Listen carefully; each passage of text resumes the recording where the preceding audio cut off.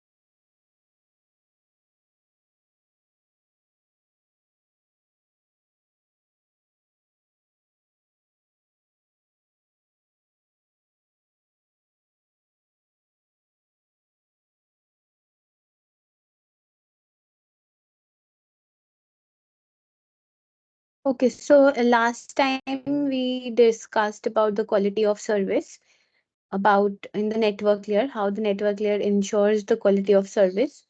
Now, in this lecture, we'll be discussing about how what is the routing mechanism and what exactly routing is, what is routing table, and what are the protocols which are used for routing. So the main discussed points are IP address and address allocation, then packet routing or forwarding, then that means routing or forwarding tables, and longest prefix matching forwarding. Okay, so as we are all aware till now that in the network layer we mainly rely on IPv4 addressing scheme of IP address. So it is a unique 32-bit number which is given as the IP address. It identifies an interface that is on a host or on a router, etc. So it is represented in a dotted chord notation that is 8.8.8.8. Okay, so in this way we represent the IP address. So for the internet working, so what is exactly internet is? It is a internetwork connect. There are multiple networks which are connected to each other. So they are connected broadly through the routers. So it is used to connect the networks together, but not the individual host.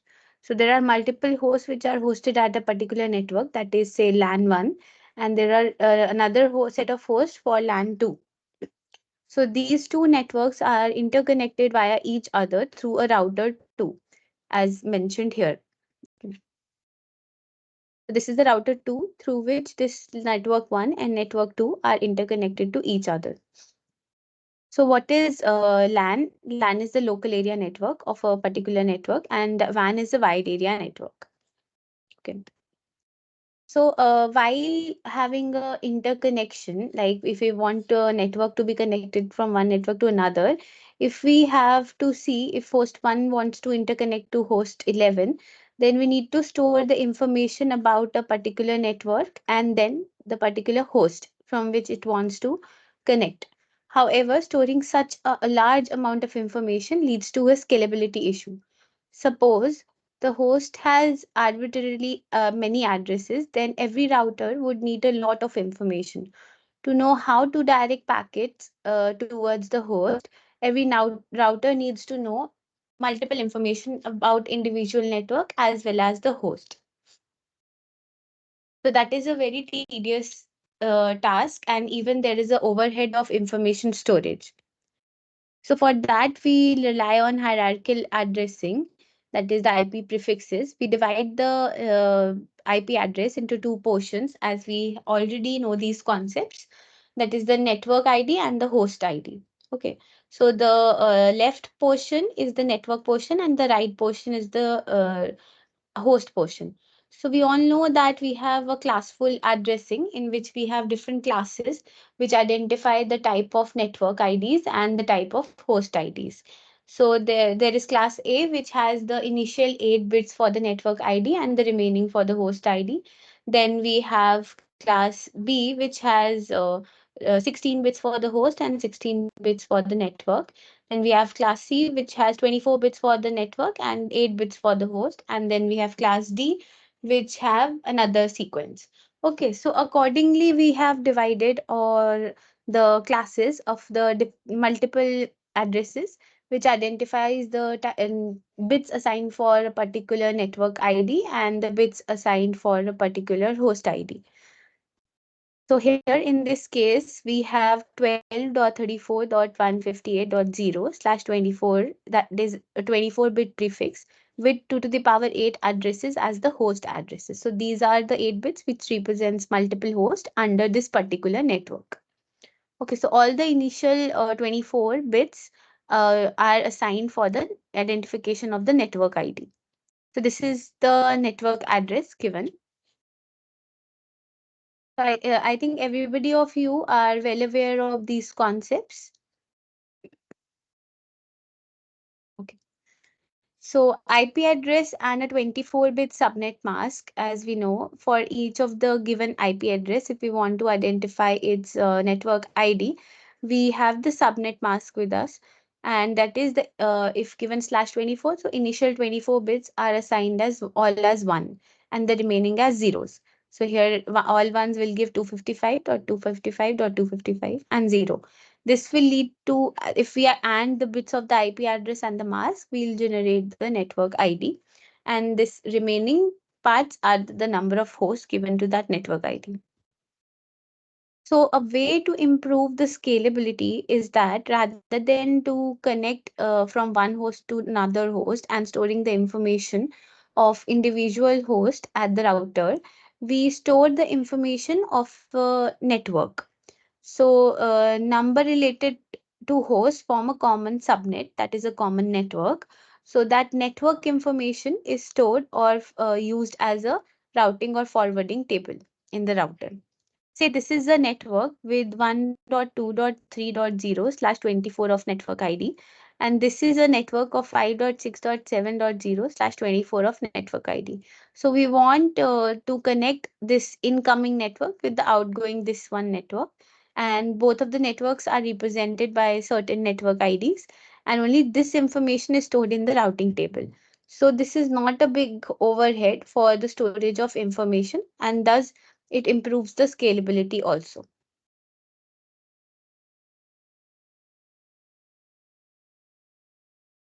Also, there is no need to update the router, so it is easy to add new host. For example, adding a new host 5.6.7.213 on the right.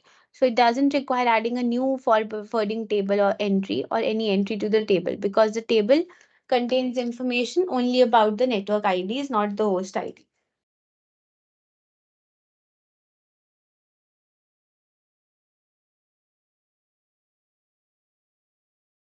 Okay, so one of the other way of maintaining the scalability is by the address aggregation. That is, we have if we have a multiple address scheme, say 201.10.0.0/22, then 24, then 24, and 23. So if there's a service provider which wants to provide a service to all of these network individually, however, it is providing the same service. So rather than storing the information about the individual network, like we say, for example, if we have this, a simple example I'm giving, if we have a range from here to here, we name it as A, that is 0 to 100, we name it as A. Then we have a range from 100 to 250, we name it as B. Then we have from 250 to 400, we name it as C. Okay.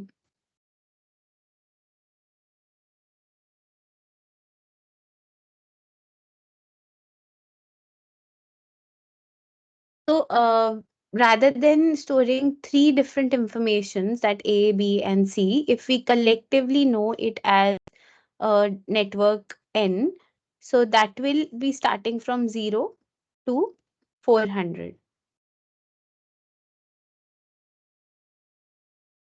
So this is the benefit of address aggregation. So in a similar manner, we have this address, then followed by this address, and followed by this address, and followed by this address. So router in the rest of the internet just need to know how to reach 201.10.0.0/21. So the provider can directly direct that IP packets to the appropriate customers. Okay. What are the challenges in aggregation? The aggregation challenge is that if there are multiple service providers and if we aggregate all the address in /21, and if there is a provider which wants to redirect to 23, and there is a provider which wants to redirect to 23, another provider. So this provider will allot according to /21. But sorry, how will this provider do the uh, uh, uh, service providers? So multi-home customers with this address has two providers. So other parts of the internet need to know how to reach these destinations through both the providers. So this is the one of the challenge that we look up how to solve that. So till now we have attained scalability through hierarchy, that is hierarchical addressing, that is critical for scalable system. It does not require everyone to know everyone else. It also reduces the amount of updating and something changes because we only know about the network IDs, not about the host addresses. And if we follow the non-uniform hierarchy, it is useful for heterogeneous networks of different sizes. Say initial class-based addressing was far too coarse, so we have classless interdomain routing, which helps. That is this one that we do. That is the classless with the prefixes. Okay. So now we will see how to deal with the packet forwarding. I hope everyone is clear till here.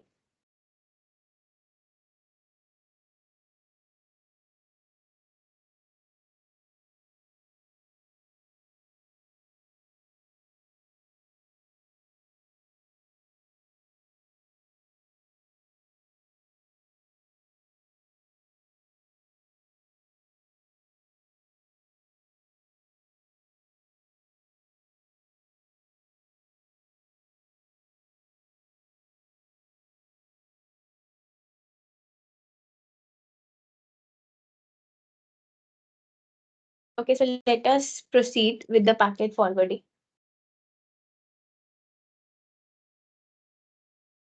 So one method of forwarding the packet, like we have now studied the how the information is stored, that is the routing. So next, by the packet forwarding, each router has a forwarding table. So it maps the destination address. Firstly, it identifies what is the destination address and what are the outgoing interfaces. So on receiving a packet, it inspects the destination IP address in the header. Then it it into the table and determine the outgoing interfaces. And then it forwards the packet out to that interface. Then the next router in the path repeats the same process and the packet travels along the path to the destination.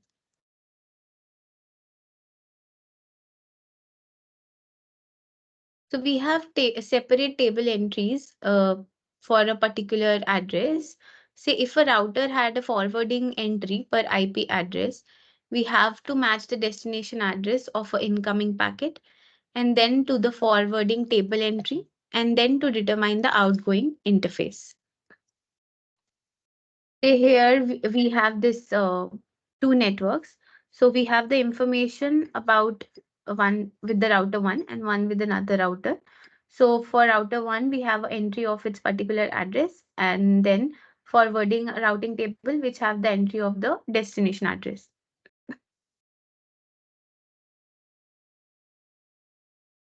So there is a separate entry per 24-bit prefixes. So if the router had an entry per 24-bit prefixes, it look only at the top 24 bits of the destination address, index it into the table to determine the next hop interface.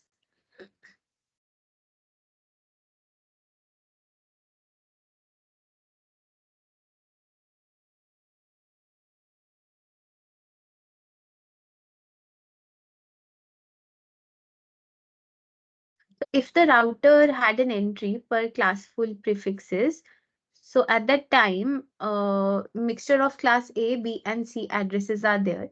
It depends on the first couple of bits of the destination. As I mentioned, the first bit of 0 identifies class A address, first two bits 10 identify class B, first three bits 110 identifies class C address. And then we look into the forwarding table for the match. Example 1.2.3.4 maps to 1.3.1.2.3.0/24. Then we look up for the entry for 1.2.3.0/24 to identify the outgoing interfaces.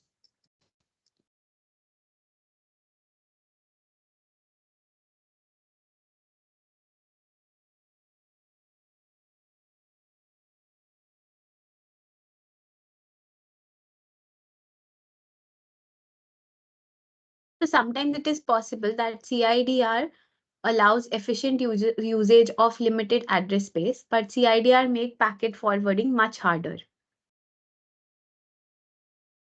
So forwarding tables may have multiple entries. Example table entries for 201.10.0.0/21 and 201.10.6.0/23.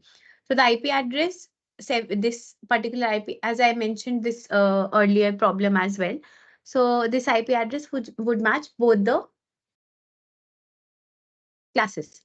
So for that purpose, which of the address we need to choose depends on the next algorithm that we will be discussing.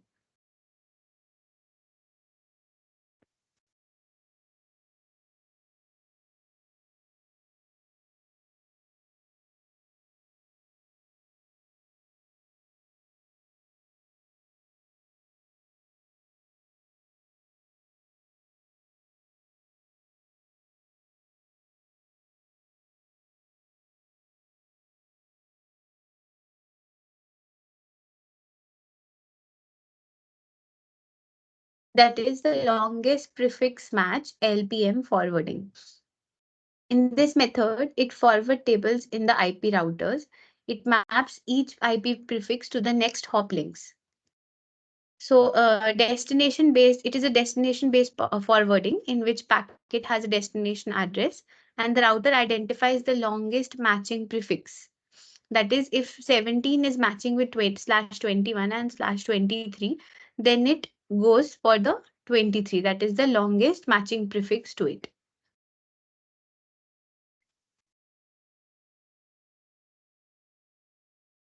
So what does LPM algorithm does? It scans the forwarding table one entry at a time, sees if the destination matches the entry, and if so, it checks the size of the mask for the prefix. It keeps track of that particular entry with the longest matching prefix. So the overhead is linear in size of the forwarding table, and table entries are quite large, that is more than 2 lakhs. So the router may have just a few nanoseconds before the next packet is arriving. So we need greater efficiency to keep up with the line rate. So there are some better algorithms and hardware implementations which can uh, be implemented for routing the table or forwarding the packet.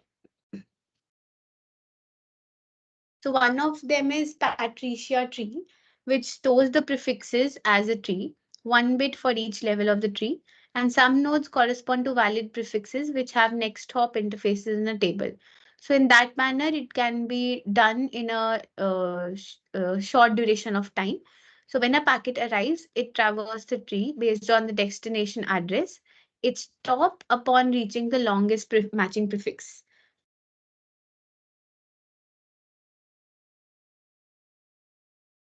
So Patricia tree is faster than the linear scan that we do by LPM.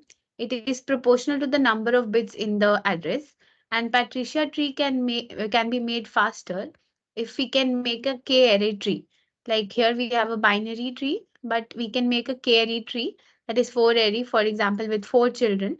So it will be faster lookup through, though it requires more space for storage.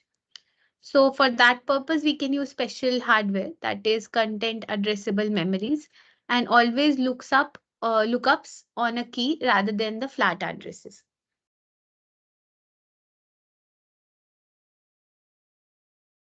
So where do forwarding tables come from? So routers have that forwarding tables with them. Each of the routers stores those forwarding table. It map prefixes to the outgoing links. So entry can be statically configured. That is map 12.34.158.0 to a particular serial output. But it is not additive to failures or to new devices or to load balancing. That is where other topologies or technologies comes into picture. That is the routing protocol, DHCP or ARP.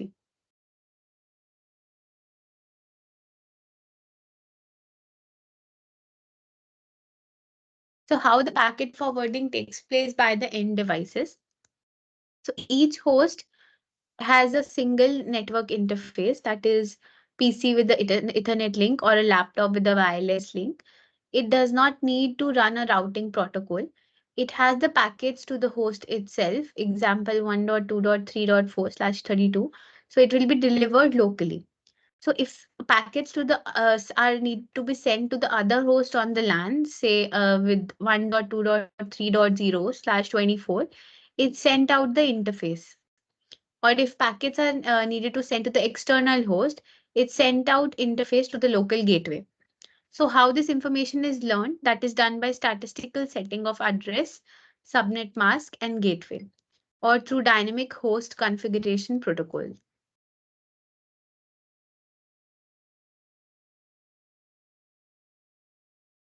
So how does the last router reach the destination?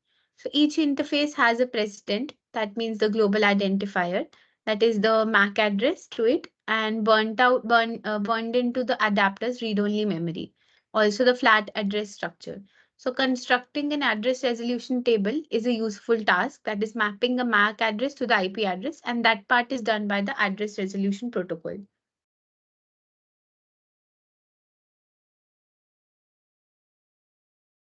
So next we will see what routing is. Routing is forwarding or moving packets between the ports, as we have mentioned. So we have to look up for the destination address in the forwarding table, and then it finds out the output and the MAC address for that particular destination address. So routing is a process of populating forwarding table. So first is to find out the destination address and their port and the MAC address, and then is the populating of forwarding table. That means what to which next hop it needs to forward, or to which destination address it needs to forward. So the routers exchange messages about the nets they can reach. So our goal is to find the optimal route to every destination. So that's such as the shortest path or the shortest route from source to the destination. So accordingly, we need to find the optimal path. That should not be the case that we routing, but along with that, we need to find with it optimal path.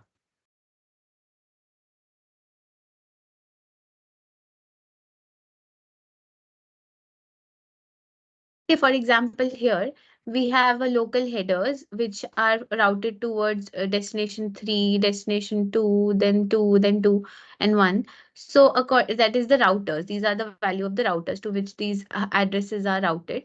So this is the forwarding table that is stored at each router. and this forwarding table is populated for the other routers as well. So for populating the tables or routing mechanism, we need a stability. That is, the stable routes are often preferred over rapidly changing one. So it might be the case that while populating the routing tables or the forwarding tables, there are the routes changes rapidly. Say for example, if we want the optimal path at every glance. So at every instance when a new packet arrives or it is sent to one router from one router to another, so then again it needs to check for the stable. That means there are multiple updates are happening at regular intervals.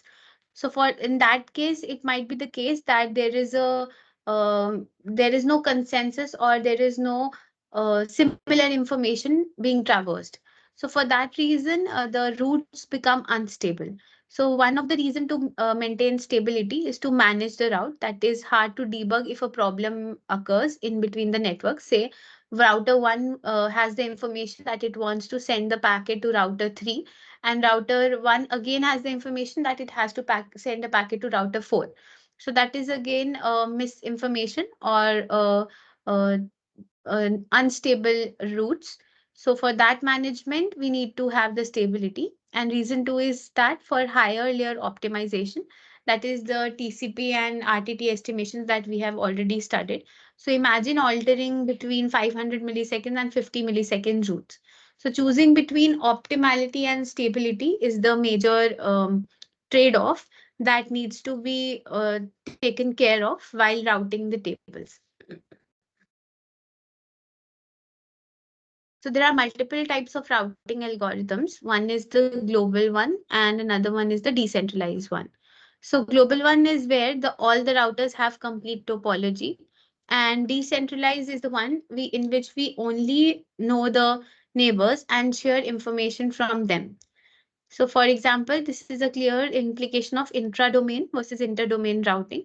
So intra-domain is a routing where all routers are under the same administrative control, that is within the same broader network, and they have the global information shared centralized. And there is inter-domain, which are multiple autonomous systems are connected over the internet, and the information is decentralized. That means one autonomous system has another information and only their neighbors know that information. So optimality arises when we view of a network, that is to assign a cost to each edge, and can be based on the latency, bandwidth, utilization, or queue length, etc. So problem is to find the lowest cost path between the two nodes. That is, each node individually computes the cost.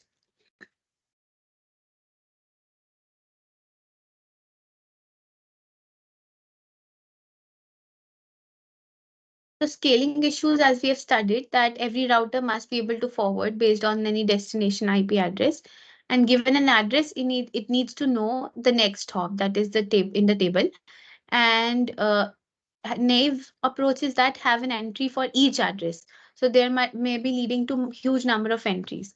So the solution we discussed was to entry must cover a range of addresses, that is the network. And if we can't do this if addresses are assigned randomly.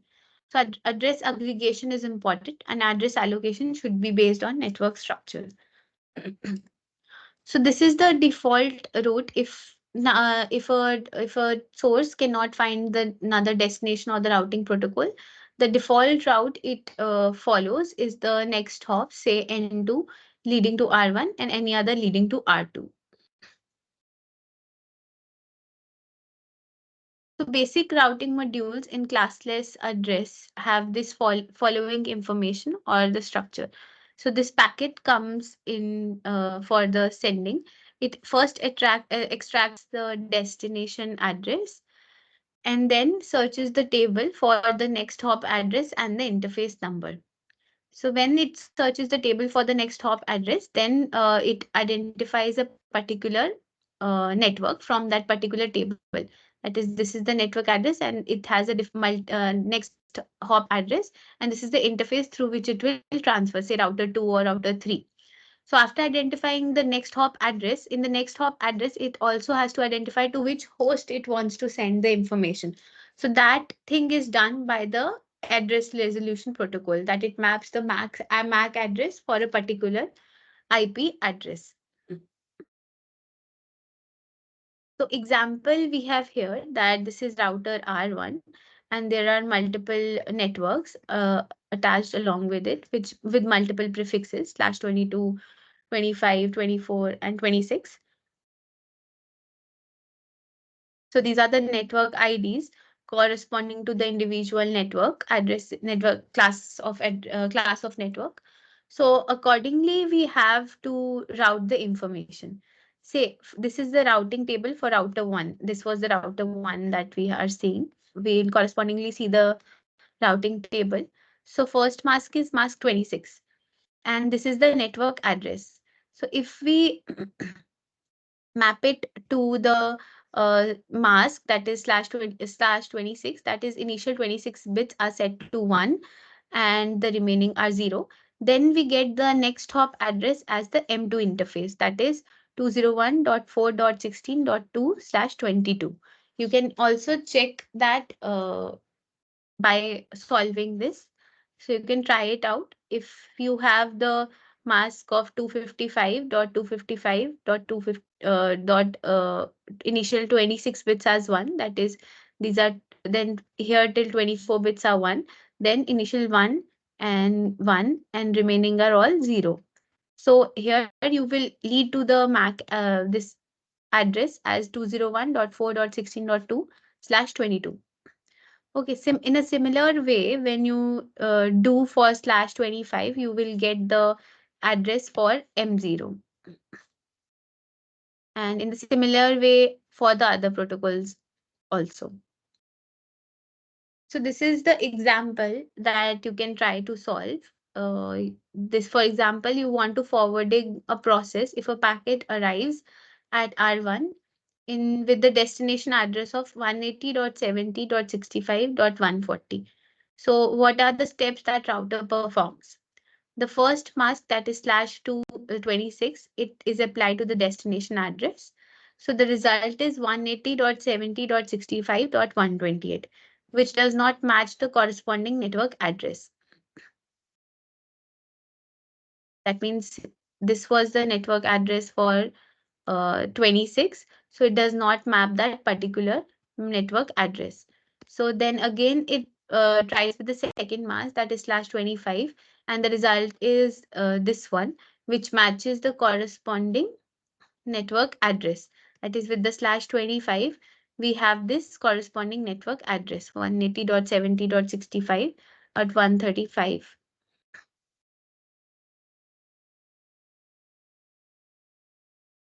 And then the interface number and M0 are passed to ARP for further processing. Similarly, we have the same question, another type of similar question with a packet arriving at R1 with the destination address as follows. First, it must see the mask of /26, and the result is this, which does not match the corresponding network address. Then /25 with this address, which again does not match the corresponding network address. And then third /24, whose result is this, which matches the corresponding network address. So the destination address is given. So here you can see /24.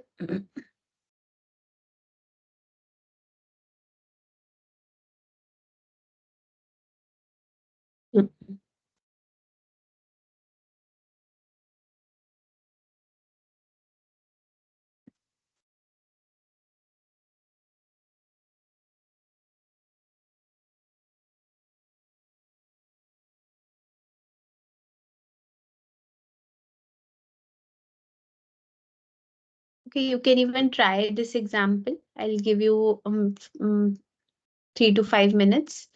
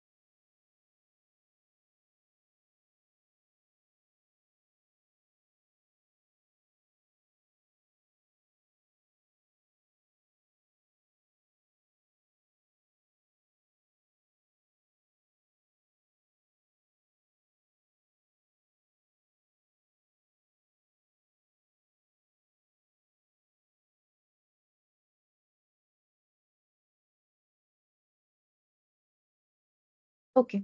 So next topic that we will be discussing is the different routing protocols. For that, you need to we need to again revise some basics. That is the autonomous systems. So what exactly is the autonomous systems? Autonomous system is a logical portion of a large IP network, and as we know that an autonomous system normally consists of an internetwork within an organization. It is administered by a single management authority. So an autonomous system can connect to other autonomous systems managed by the same organization or other public or private networks. So as we have already seen this, so there is an autonomous system of IIT Kharagpur, and then there is an autonomous system of, say, IIT Roorkee. So these autonomous systems are interacting with the help of like Airtel service provider, or this BSNL service providers. So such kind of individual systems, or which are managed by single management authorities, are autonomous systems. So an autonomous systems can connect to other autonomous systems managed by the same organization, or public or privately. As I said that, say Airtel or this BSNL, etc. Okay. So what are the routing protocols which are followed in autonomous systems? For these routing protocols are used to determine the routing paths within the autonomous systems, and others are used to interconnect a set of autonomous systems within themselves.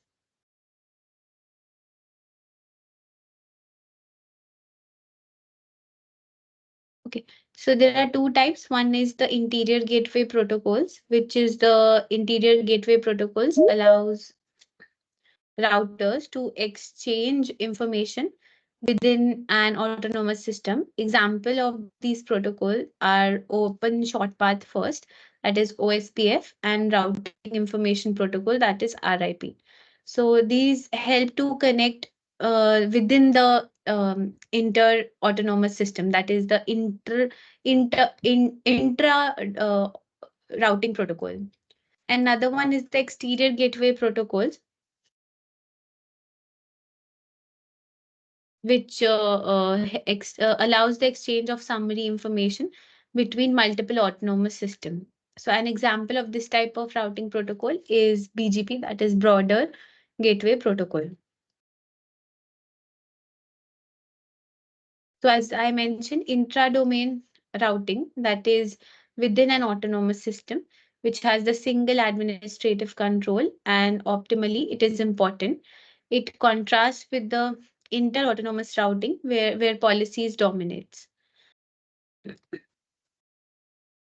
So in intra-domain routing algorithm, it has two broader algorithm. One is the distance vector routing algorithm, which requires only the local state. It has the less overhead and smaller footprint, and it shares the information only with its neighbors. So it is very harder to debug if there is any challenge occurring globally. So it can also suffers from loop because the information is only shared with the neighbors. So every node will be getting information from its corresponding neighbors. So which can arise to the occurring of loops. Then another protocol is the link state protocol, which have a global view of the network, and it is simpler to debug and it requires a global state. So what are the areas in autonomous system? Area is a collection of router and networks and host within an autonomous system. So each area is can be divided into different areas. So all network inside an area must be connected. So routers inside an area. Yeah, so yes, Lakshya, you want to ask something? Yeah, you can. Yeah, hello. Am I audible? Yes, yes. Yeah, ma'am. I had a query regarding my eligibility for final exams. Can I ask this right now? So this is a live session and I am not a regular TA. So in this session, I don't think so. You can ask about the related to exams. So if you have any doubt related to the course, that I can address. Okay, no, okay, thank you for that. I just have my query regarding eligibility. Like, we have to submit 8 assignments, but I have actually skipped 5. So, would I still be eligible? Do you have any idea on that? No, Like, I sorry, I'm not the right person to ask it for because that answer would be given to you only by the regular TA. So you can possibly ask at the forum. Yeah, I'll make sure to do that. Thank you. Yeah, thank you.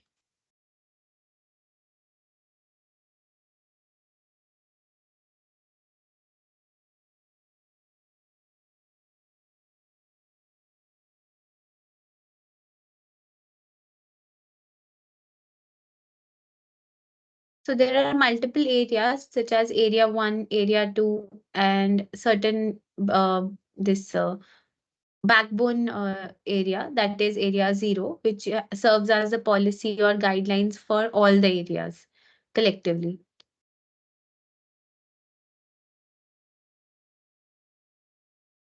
So there are certain popular routing protocols which we follow for inter-domain and intra-domain routing. So one of the two possible intra-domain protocols are the distance vector protocol and the link state protocol. Distance vector we have the RIP and link state we have the OSPF. And then there is inter-domain which has the path vector routing protocol which has the BGP as a protocol. So routing protocol can be static as well as dynamic routing. Static routing uses program definition representing paths during the network. So it has the static routing, similar routing throughout. And then we have the dynamic routing, which allows routers to automatically discover and maintain awareness of the paths through the network. So the difference between these protocol is the way they discover and calculate new routes to destination networks. So four broader categories are the distance vector protocol, link state protocol, path vector protocol, and hybrid protocols.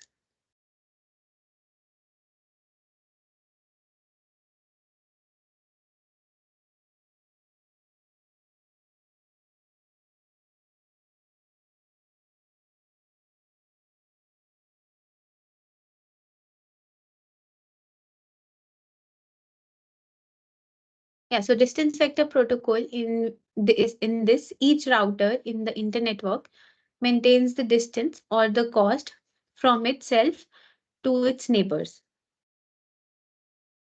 Okay. So then the path represented by the smallest cost becomes the preferred path to reach the destination. So this information is maintained in a distance vector table. So the table is periodically advertised to each neighboring router, and each router processes these advertisements to determine the best path through the network.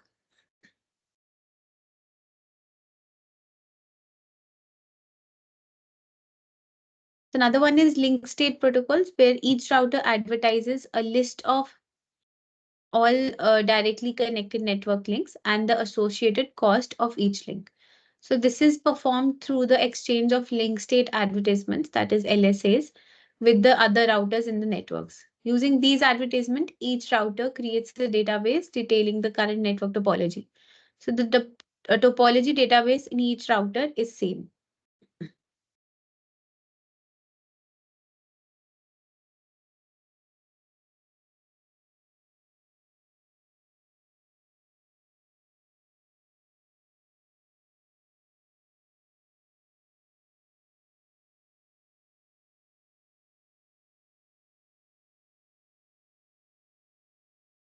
Just a moment.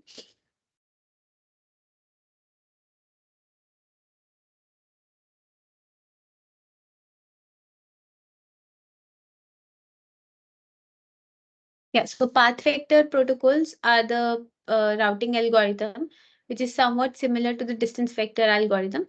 However, instead of advertising network in terms of destination and the distance to that destination, networks are advertised as destination address and the path description to reach those destinations.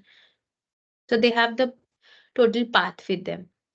So then there are the hybrid protocols that these protocols attempt to combine the positive attributes of both distance vector and link state protocols. Networks using hybrid protocol tend to converge more quickly than networks using distance vector protocols. Finally, these protocols potentially reduce the cost of link, send up state updates, and distance vector advertisements. So example of internet is this. There are multiple router nodes connected through the router, and we can see here how the distance vector routing concept work. Just a sec.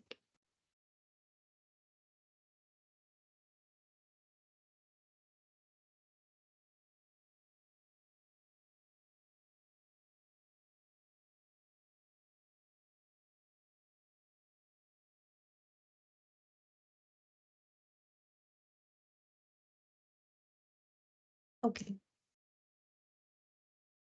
Here, node A says that I periodically send my knowledge about the whole internet to B, F, and E, that are its neighbor, that is B, F, and E. Then node B sends the periodical knowledge to the whole network, internetwork, to A and C. Then node F sends the knowledge to node A. Then C sends the knowledge to B and D, that are the neighboring nodes. So in distance vector, accordingly updates only the neighboring nodes rather than the whole network. So in distance vector routing, each node share its routing table and with its immediate neighbor periodically and when there is a change in the network.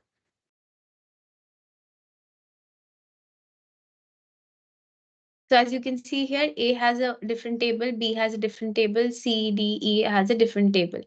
So whenever there is a change in the table, that is updated to the neighbors of that node.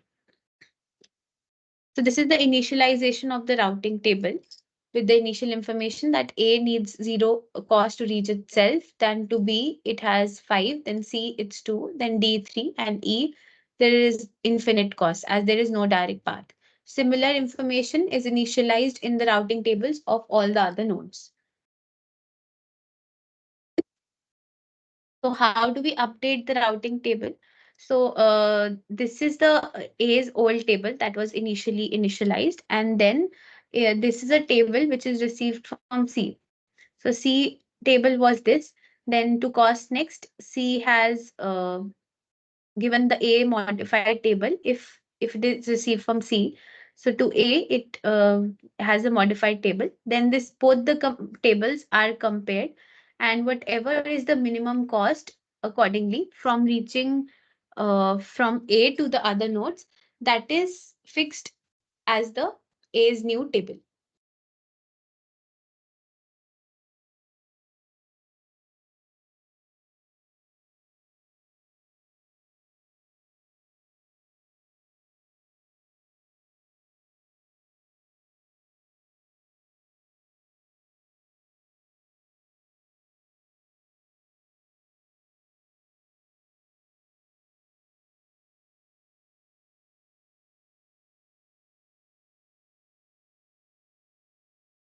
So the issue is that of two node instability.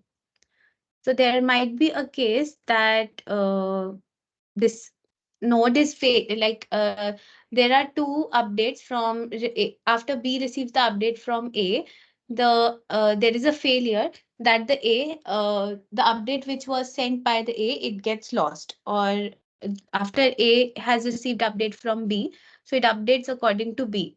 So the information will be leading to instability. Similar is the three node instability. If A updates C and B also updates C, however, A information from A to C gets lost. So that packet is lost, and so there is an inconsistency of the information. So this is the challenge that is addressed by the link state routing, whereas a link state is the description of an interface on a router. Example, IP address, subnet mask, network type, and its connectivity to the neighboring routers. So it is a collection of these link states from forms a link state database. So the routing algorithms use the principle of a link state to determine network topology.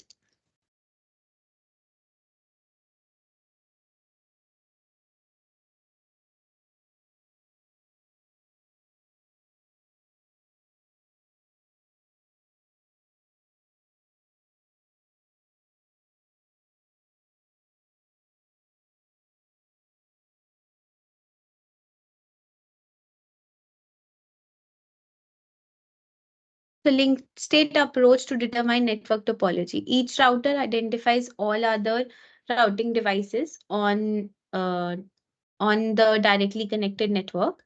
And then each router advertises a list of all directly connected network links and the associated cost of each link through the exchange of link state advertisements with other routers in the network.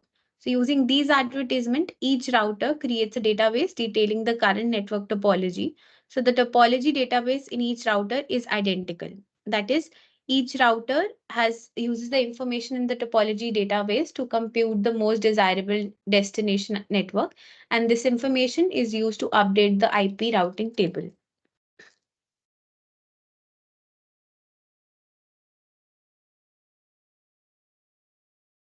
So here, A sends the information about my neighbors to every other router.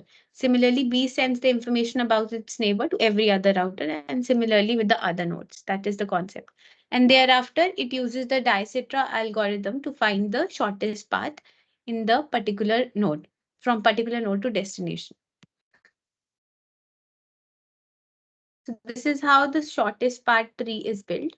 So initially there was fixed node A, and there was a tentative list of node D, C, B, and E. And then for following the neighbors of A, it has fixed the other nodes C, B, and D correspondingly. And then in the sixth case, it fixed the nodes E. So this is the routing table for node A. And so the summary is that it shares knowledge about the neighbor, and it shares with every other router, and it shares whenever there is a change. So for that purpose, we have the OSPF, that is Open Shortest Path First link state routing protocol to update the routing table.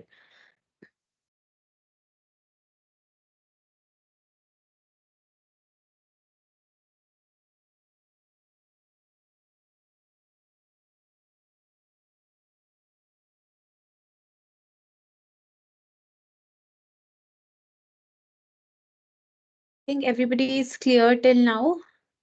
Okay, we'll take a break from this, and firstly, we will discuss the assignments.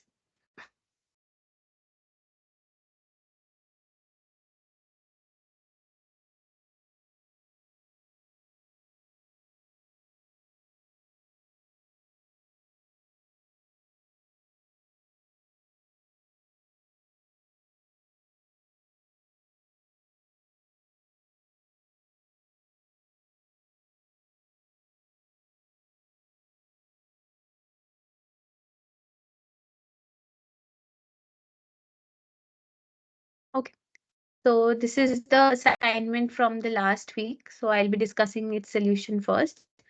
If anyone has answers, just post. So based on the QoS requirement, video conferencing comes under which class of application?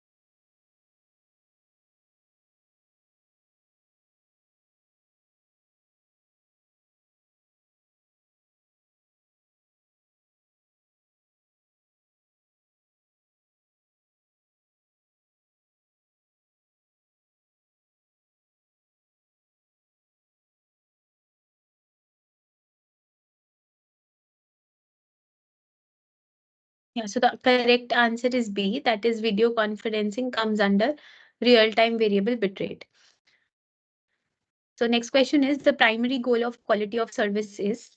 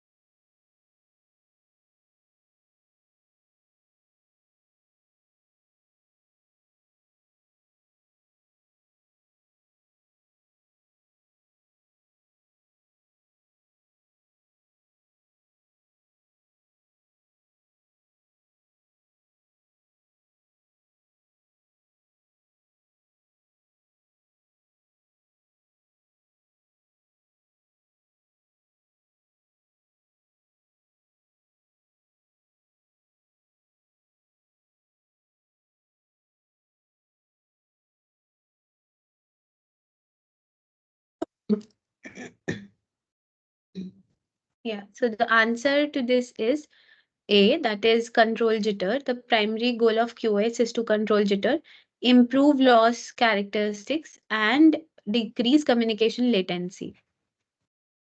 Next question is, which of the following is an example of traffic scheduling algorithm? Leaky bucket, token bucket, weighted fair queue, or random early detection?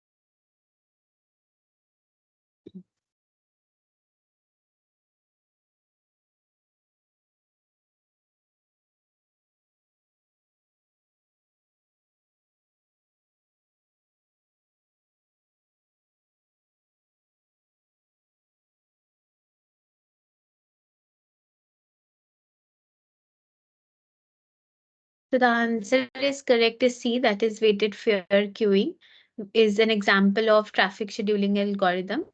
It assigns weights to different types of traffics to ensure that they are delivered fairly based on importance based on their importance.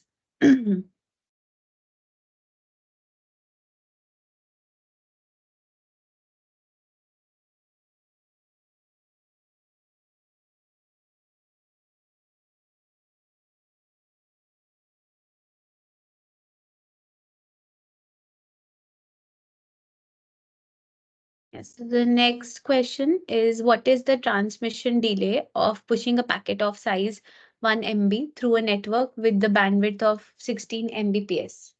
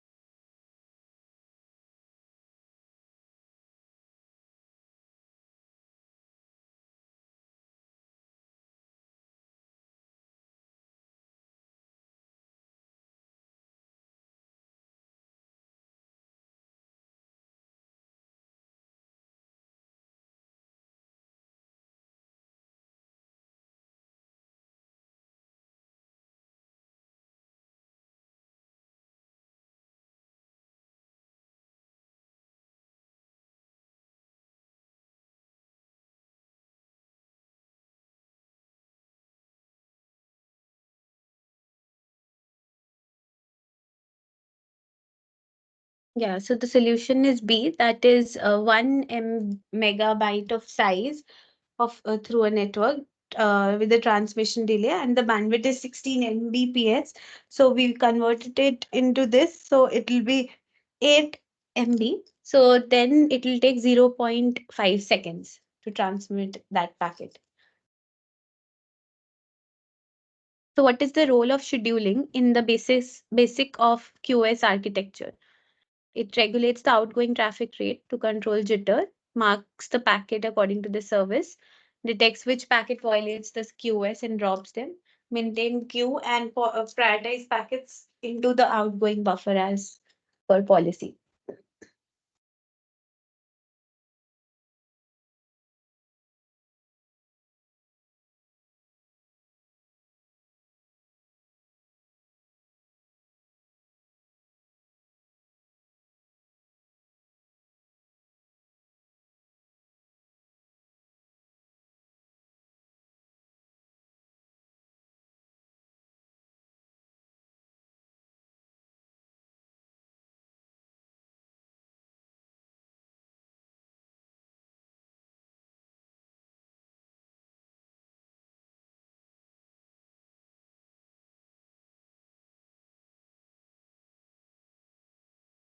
Yeah, so the correct answer is D. In QoS architecture, scheduling maintains queue and prioritize packets into the outgoing buffer as per policy.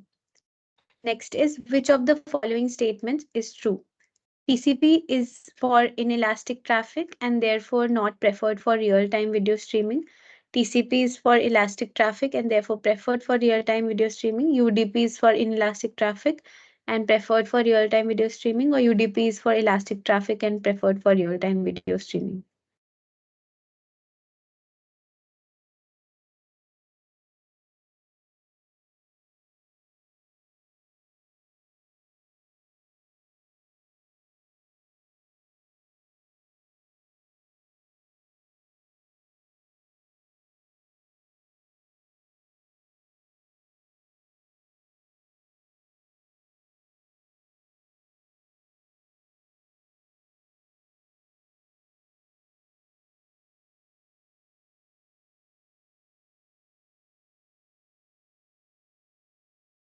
So the correct answer is C. UDP is inelastic traffic and therefore preferred for real-time video streaming.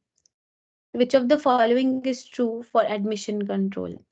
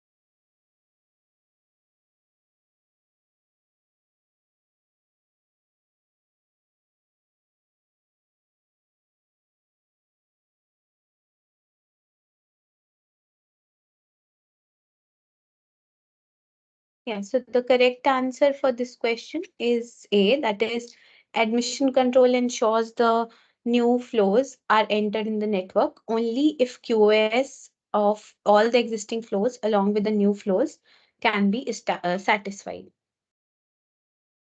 So, next question is, in differentiated service architecture, that is different serve, what scheduling technique can be used to implement expedited forwarding?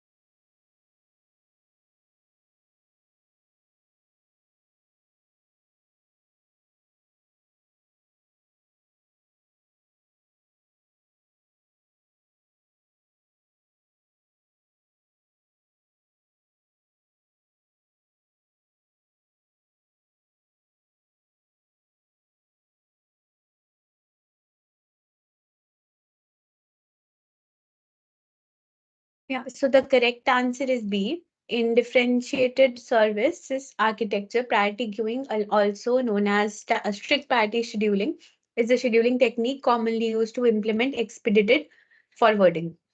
So which of the following is true about TCP? So A, TCP sends traffic at a constant rate. TCP ensures congestion will never occur in the network. TCP is a physical layer protocol, or TCP detects congestion and acts accordingly to avoid it.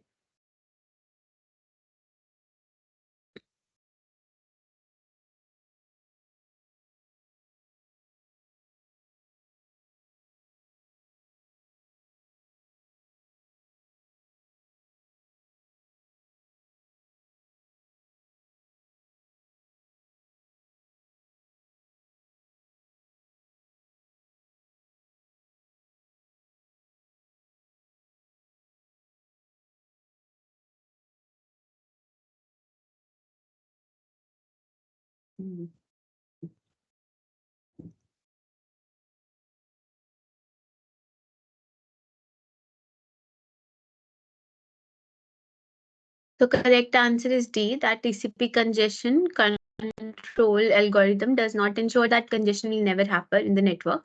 However, it first find out whether the congestion is in the network or not, and then updates the sending rate to avoid the congestion from the network.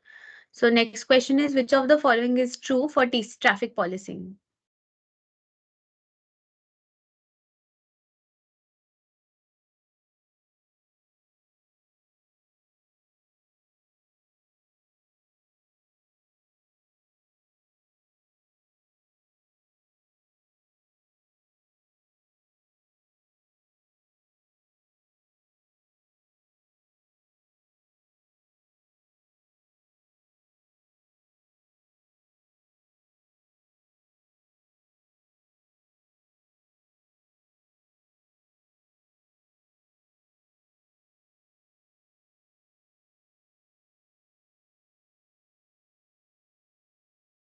Answer is C. Traffic for policing is a mechanism used for monitoring and controlling the rate of traffic in a network. It involves monitoring the incoming network traffic and determining whether it conforms to a specified traffic profile or meets certain criteria. So if the incoming traffic exceeds a specific limit, traffic policing mechanisms may take actions such as dropping or marking packets to enforce traffic policies. So if you still have any doubt, you can mail me once and then we can have a discussion about it. So these concepts are broadly clear to you. So then I'll broadly talk only about this path vector routing. So in path vector routing, the routing table contains the destination address and the next router information and the path to reach that destination. So path is defined as an ordered list of autonomous systems that the packet need to travel through. So path vector messages what it contains. Autonomous system routers that participate in path vector routing advertise the reachability of the networks in their autonomous systems, that is ASS, to neighbors autonomous boundary routers. Two autonomous boundary routers connected to the same networks are neighbors. So autonomous boundary routers receive information from interior routing protocol like RIP and OSPF. Each router that receives the path vector verifies that the advertised path is in the agreement with the defined policy. So here in path vector routing, it prevents the loop. That is, whenever a router receives a message and if there is a loop, then that message is ignored. Second, it also ensures policy routing. That is, policy routing can be implemented in the path vector routing. Path attributes are two broader categories, that are one well-known attributes and then there are optional attributes. So well-known attributes should be recognized by every BGP router. Well-known attributes should be mandatory and discretionary. So broader gateway protocol is a path vector routing mechanism protocol that is based on path vector routing. And here the distance vector protocol is not preferred for inter autonomous system routing as it is an exterior routing protocol. It assumes all routers have a common distance metric to judge route preference. So if routers have different meanings of a metric, it may not be possible to create stable loop-free routes. So a given autonomous system may have different priorities from another autonomous system, given no information about the autonomous systems that will be visited. So what is link state routing protocol? Here, different metrics are there and flooding is not realistic. So in path vector routing, there is no metric. It is constant throughout and information about which networks can be reached by a given router and autonomous systems to be crossed. So difference from distance vector algorithm is that path vector approach does not include a distance or a cost estimate. It lists all the autonomous systems visited to reach destination network. So a few basic concepts of BGP are there is a BGP speaker, that is a router configured to support BGP. Then there are BGP neighbors, which a pair of BGP speakers that exchange routing information. Then we have two types of BGP neighbors. One is internal BGP neighbor, a pair of BGP speakers within the same autonomous system, and the external BGP neighbors, which are a pair of neighbors in each in a different autonomous system. So these neighbors typically share a directly connected network. So then there is a BGP session, which is a TCP session connecting two BGP neighbors. This session is used to exchange routing information. The neighbors monitor the state of the session by sending keep alive messages. So autonomous system, as we know, is represented by a 16-bit number uniquely identified as the autonomous system. And a list of autonomous numbers describing a route through the network is the autonomous path. So a BGP neighbor communicates path to its peers. So these are the BGP components, one autonomous system, another autonomous system. These are the internal BGP components, that is iBGP, and these are the external BGP components, that is eBGP. Then there are different multiple traffic types in BGP. One is the local traffic to an autonomous system, either originates or terminates within an autonomous system. Either the source or the destination IP addresses resides in the autonomous system. Then there is a local traffic. Then there is a transit traffic where any traffic that is not local traffic is the transit traffic. One of the goal of the BGPs is to minimize the amount of transit traffic. So then there is autonomous type. So BGP defines three types of autonomous system. One is the stub, which a autonomous system has a single connection to another autonomous system, and the stub autonomous carries only local traffic. Then multi-homed autonomous system has connections to two or more autonomous systems. However, a multi-home autonomous systems has been configured so that it does not forward transit traffic.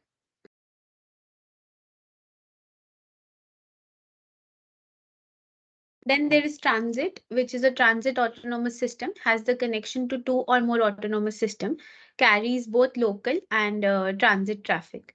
So the autonomous system can impose policy restrictions on the type of transit traffic that will be propagated. So the autonomous system can be multi-homed or transit. So the BGP has different types of functionalities. That is, it is sent messages are sent over TCP connections, and there are functional procedures that BGP follows, which are named as open, update, keep alive, notification. So what does open does? This message type establishes a BGP session between two peer nodes. Then update, this message type transfer routing information between the BGP peers. Then we have the notification. This message is sent when an error condition is detected. Then finally, we have the keep alive. This message determines if the peers are reachable or not.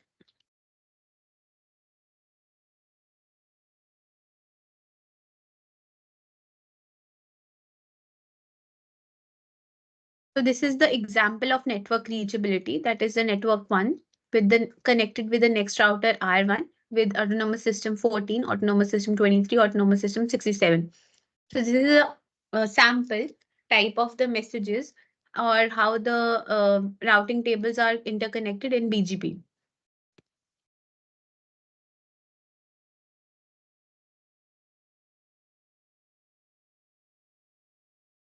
So the major improvement introduced in BGP version 4 was the support of CIDR or the route aggregation or the BGP aggregation.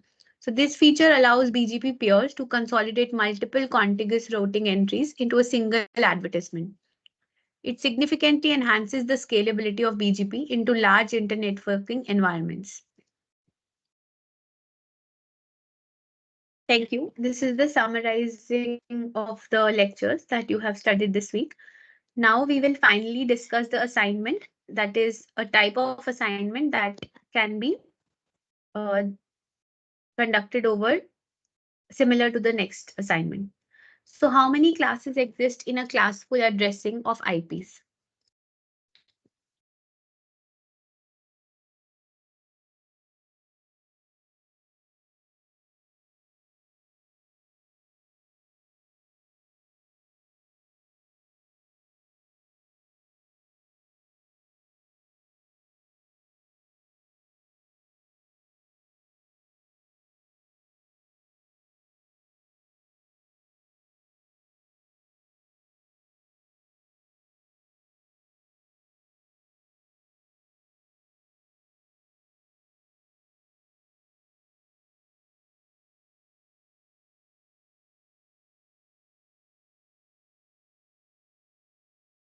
So the answer is B. That is, five classes exist in IP addressing, namely A, B, C, D, and E. Second is, what is an IP routing table used for in computer networks?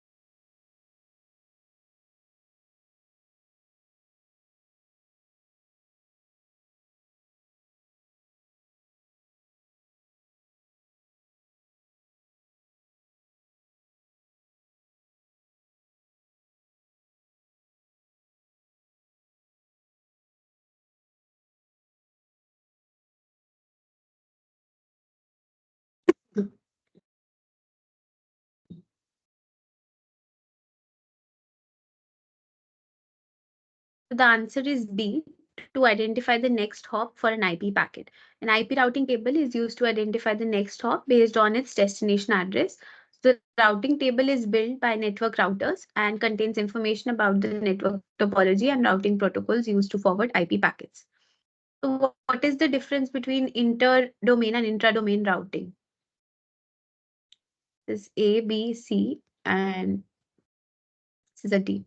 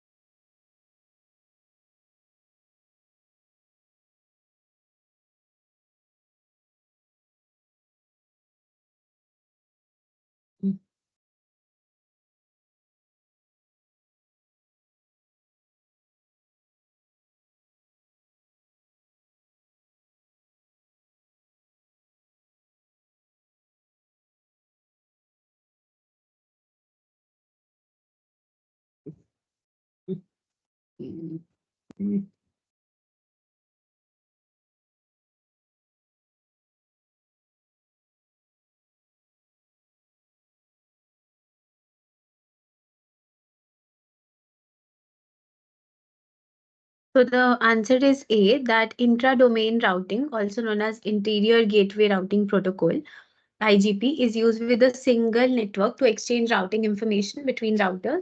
And inter-domain routing, also known as Exterior Gateway Routing Protocol, is used between different networks to exchange routing information between border routers.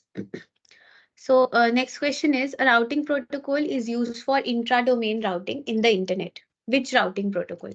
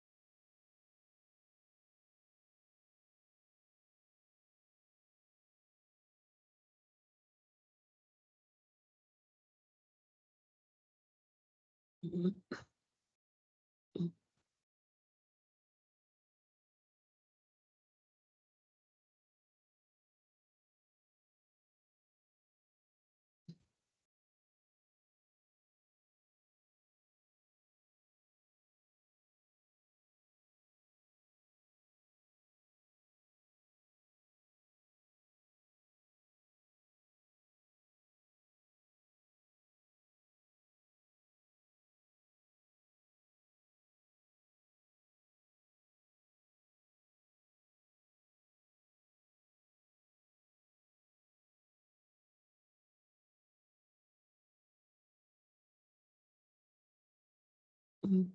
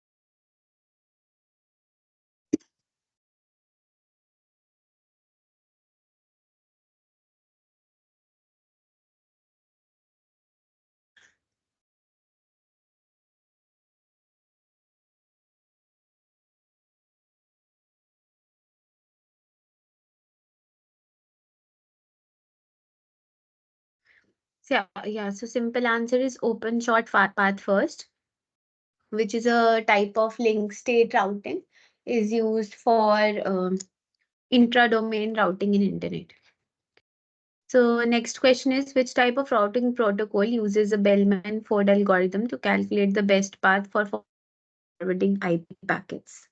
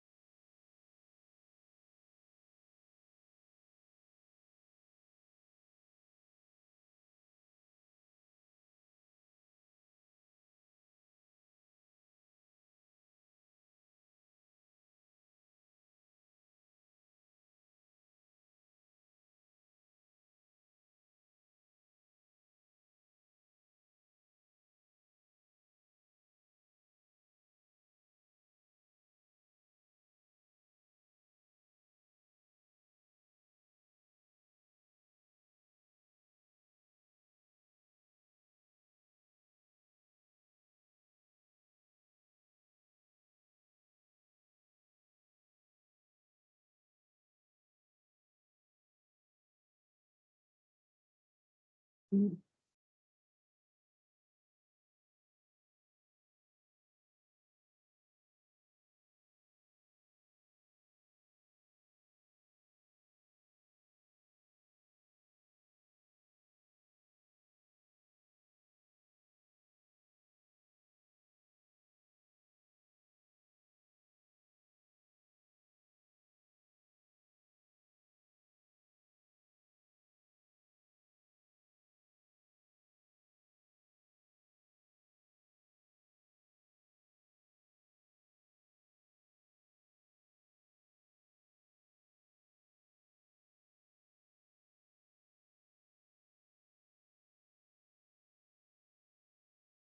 Yeah, so the correct answer is B, that is distance vector routing protocol uses Bellman-Ford algorithm to calculate best path for forwarding IP packets. They exchange routing information between routers by periodically sending their entire routing table to their neighbors. So now the question is, consider a network with three routers A, B, C, and D. A, B, and C. The routing table for router A has the following entries: destination, then next hop B, then another destination with next hop D, another destination with next hop C. So if a router A receives IP packet with the destination ID this,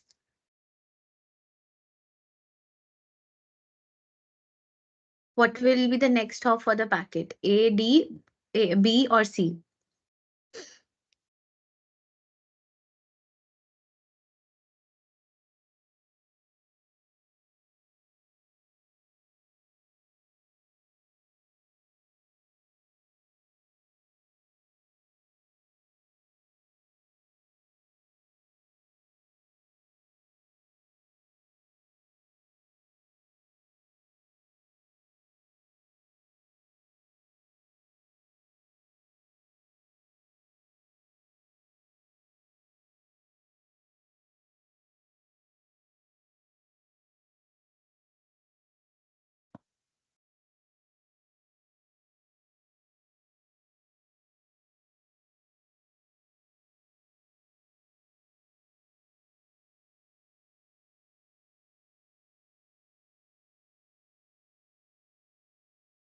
The correct answer is B. Since the destination address of the IP is this, with subnet this, the router A will forward the packet to the next hop router B. If we with the subnet we do the AND operation, we will derive the network ID. So that is why it is mentioned that this is the next destination address. So question number 7, from the for the following network, what will be the routing table for C if we use link state routing? These are the options. I need to reduce it, I guess.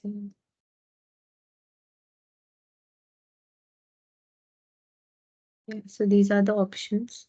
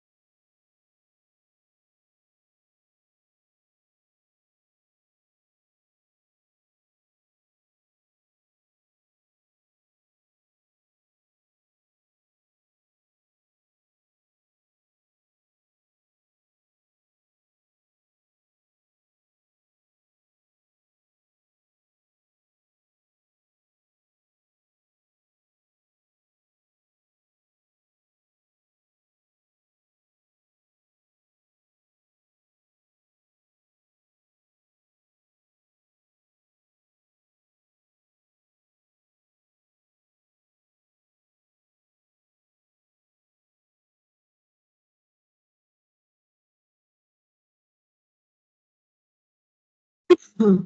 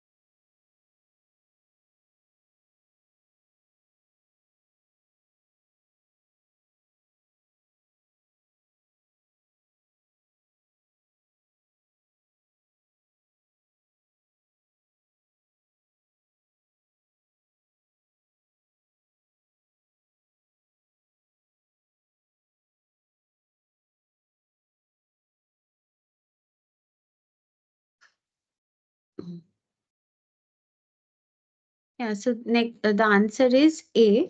The explanation is that the cost of every possible route from C to other node is shown below. Cost of B, that is 1 when next hop is 1, directly it has 1. Then cost of A, that is 1 plus cost of A from B, that is 2. Then cost of D when the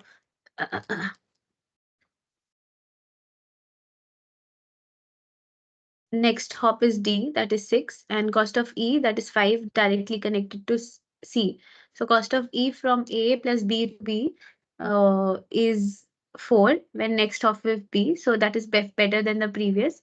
So cost of E is from, if we do from D, is 9, which is not better than from the previous. So answer A is correct. That the next hop to the next hop, AB, then BB, then DD, then EB. So next question is, which of the following data structures are used for speeding up the longest prefix matching based forwarding algorithm in router?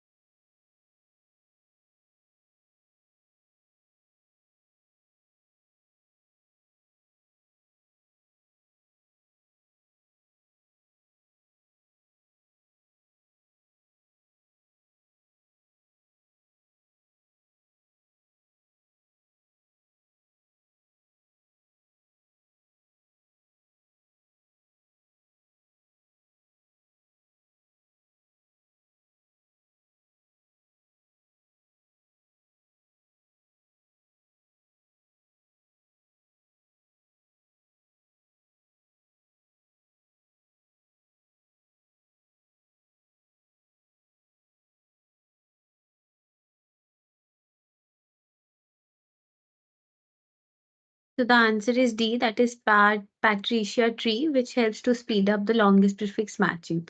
So next question is, suppose we have n number of routes in a routing table. A packet bearing a certain IP arrives at the router and requires it to be routed to an appropriate next hop location. Assuming that the router maintains a Patricia tree for the routing table and we are using IPv4 for addresses, what is the time complexity for this forwarding?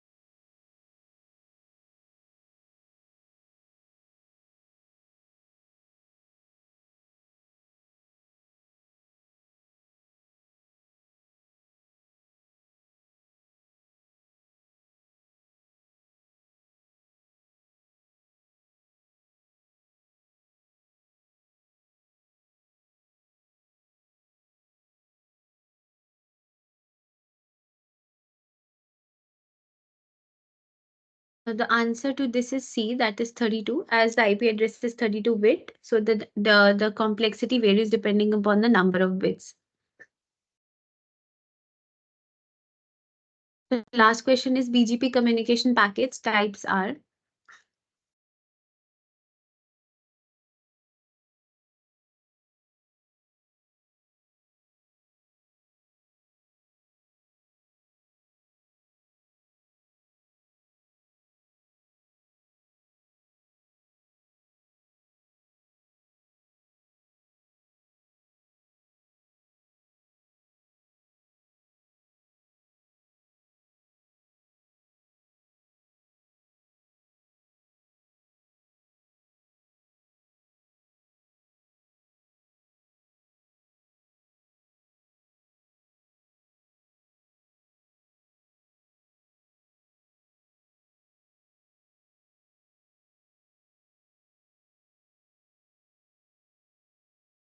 The answer is B, that is open, update, notification, and keep alive.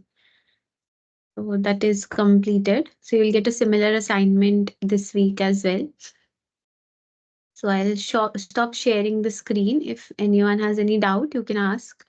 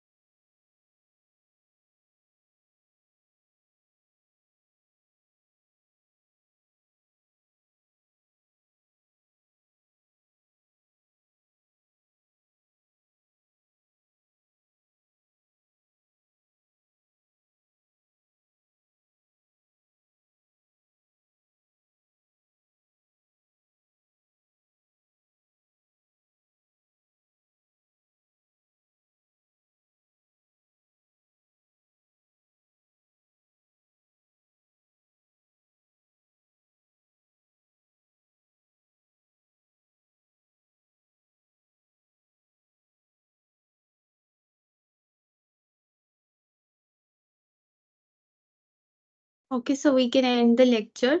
Thank you for attending this session.